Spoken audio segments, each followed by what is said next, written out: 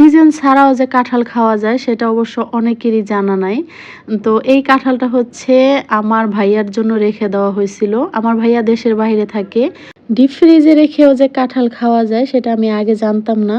আমি ফ্রিজে আম রেখে খেয়েছিলাম, তবে কাঁঠাল কখনো রাখা হয় নাই। এই কাঁঠালটা হচ্ছে আমার বড় আপু রেখে দিয়েছিল ডিপ ফ্রিজে, প্রায় ২-৩ মাস হয়েছে। ওরা হচ্ছে ১ম এ একটা পরীক্ষামূলকভাবে রেখে দেখেছিল যে খুবই ভালো থাকে। তারপর থেকে হচ্ছে এভাবেই রেখে দেয়। আমি চিন্তা করছি সামনের বছর আমিও হচ্ছে এভাবে কাঁঠাল রেখে দিব। তো কাঁঠালটা হচ্ছে আস্ত এভাবেই রেখে দিতে হয়। আর যদি ভেঙে কোষ খুলে নেওয়া হয় তাহলে ওইটা আর বেশিদিন ভালো থাকে না। আর কাঁঠালের ঘ্রাণও ভালো থাকে না। আর ভাঙা কাঁঠালও নাকি রেখে দেয়া যায় সেটা র‍্যাপিং পেপার পেঁচিয়ে। তো যাই হোক, আমি হচ্ছে নেক্সট টাইম ট্রাই করে দেখব। কাঁঠাল ভেঙে নেওয়ার পরে সবকিছু একদম ঠিকঠাকই ছিল।